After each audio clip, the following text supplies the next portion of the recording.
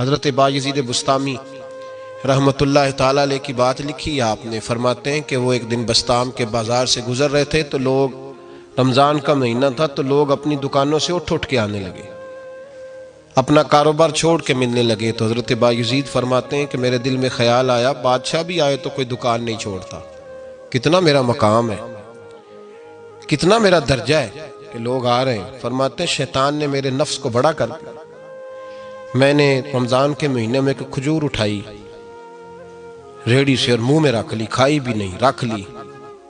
لوگ کہنے لگے دفع کرو، یہ بھی کو بلی ہے، روزہ ہی نہیں رکھا ہوا۔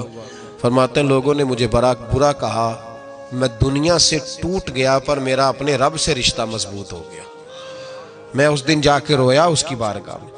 تو یہ جو ہے نا تعریف کا چکر، شیخ سعدی فرمایا کرتے تھے لکڑی کو گھن کھاتی ہے اور بڑے لوگوں کو تعریف کھا جاتی ہے۔ بڑے لوگ جو تھے نا پرانے بادشاہ، انہوں نے قصیدے پڑھنے کے لیے شاعر رکھے ہوئے تھے، چودھری، سردار، رئیس، سیٹھ، ان لوگوں کو کون سی چیز خراب کرتی ہے؟ وہ لوگ آگے گزر جاتے ہیں جو ان کو چودھری کہہ کے سلوٹ کرتے ہیں، چودھری صاحب پیچھے رہ جاتے ہیں، وہ تو بنا کے چلا گیا، اسے کام نکال کے چلا گیا۔ تو کبھی بھی زندگی میں تعریف کی خواہش پیدا نہ کریں، اور صوفی تو تعریف کراتا ہی نہیں، درویش تو تعریف کراتا ہی نہیں۔ وہ کہتا ہے مجھے بندوں کی تعریف سے کیا غرض، میں نے تو وہ والی تعریف کرنی ہے جو میرا رب میری کرے گا۔ آخرت کی طرف توجہ، تو تعریف پر غور نہ کریں،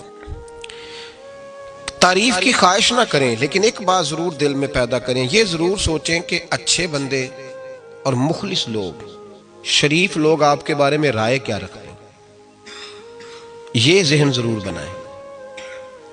مخلص جو آپ سے مخلص ہے، مخلص لوگ، اچھے لوگ، شریف لوگ آپ کے بارے میں کیا رائے رکھتے ہیں، اس رائے کا خیال رکھنا بھی دین کا حصہ ہے۔ حضرت عمر فاروق رضی اللہ تعالیٰ عنہ فرماتے میں کھڑا تھا، یہ بخاری شریف میں حدیث ہے، فرماتے میں کھڑا تھا نبی پاک صلی اللہ علیہ وسلم کی بارگاہ میں تو ایک جنازہ گزرا۔ جنازہ جو اٹھانے والے تھے نا، وہ کہہ رہے تھے کہ یہ بڑا ہی اچھا انسان تھا، اس نے غریبوں کی خدمت کی، دین کی نوکری کی، لوگوں سے پیار کیا، ماں باپ، بہن بھائی، رشتہ دار، ہر ایک کے لیے اس کا رویہ اچھا تھا۔ فرماتے ہیں نبی پاک صلی اللہ علیہ وسلم نے جنازہ اٹھانے والوں کی بات سن کے فرمایا واجبت، اس پر واجب ہو گئی۔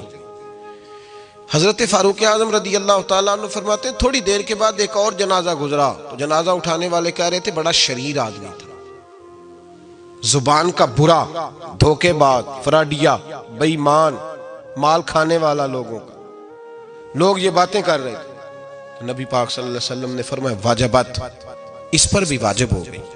حضرت عمر کہتے ہیں جنازے گزر گئے دونوں، میں نے عرض کی یا رسول اللہ صلی اللہ علیہ وسلم، جس کو لوگ اچھے جملوں سے یاد کر رہے تھے اس پر بھی واجب ہو گئی، اور جس کو لوگ برے جملوں سے یاد کر رہے تھے اس پر بھی واجب ہو گئی۔ تو محبوب نے وہاں لفظ ارشاد، یہ بخاری کے لفظ ہے، فرمایا انتم شہداء اللہ فی الارض، فرمایا عمر تم لوگ زمین پر میرے اللہ کے گواہ ہو، تم لوگ، چونکہ اشارہ حضرت عمر کی طرف ہے تو اس سے مراد نیک لوگ، اس سے مراد پرہیزگار لوگ، اچھے لوگ۔ انتم شہداء اللہ فی الارض، تم لوگ زمین پر اللہ کے گواہ ہو۔ فرمایا جس کو جنازہ اٹھانے والے لوگوں نے کہا کہ یہ بندہ اچھا تھا، تو میں نے کہا واجبت، اس پر جنت واجب ہو گئی۔ اور جس کو جنازہ اٹھانے والے لوگوں نے کہا شریر تھا، برا تھا، نالائق تھا، تکلیف دیتا تھا، چونکہ تم زمین پر اللہ کے گواہ ہو، تو میں نے کہا واجبت، اس پر جہنم واجب ہو گئی۔ اپنے مخلصین کے بارے میں ضرور یہ خیال کریں کہ ان کی آپ کے بارے میں رائے کیا ہے۔ رائے، اچھے لوگوں کی رائے، ہمیشہ مخلصین کی رائے۔ ایک درویش نے ایک عجیب بات لکھی ہے، ہمارے یہاں کہا جاتا ہے نا زبان خلق کو نکارہ خدا سمجھو، اس سے مراد ہر آدمی کی رائے نہیں ہوتی۔ بہت سارے لوگ تو حسد میں آ کے بھی باتیں کرتے ہیں، ان کی رائے یہاں مقصود نہیں، مخلصین کی، خیر والے لوگوں کی۔ اچھے کچھ لوگ تو ایسے ہوتے ہیں جن کی کسی کے بارے میں بھی رائے ٹھیک نہیں ہوتی، وہ جب بھی بات کرتے ہیں یا حسد کی بنیاد پہ کرتے ہیں یا بغض اور کینے کی، ان کی بات نہیں۔ لیکن باقی جو خیر والے لوگ، مثبت جو طبقہ ہے، جو اچھی سوچ کا حامل، وہ ہمیں پتہ ہوتا ہے کون سا بندہ کس طرح کا۔ ایک درویش کہتے ہیں کہ ایک دفعہ طوفان آ گیا ہماری بستی میں، تیز طوفان۔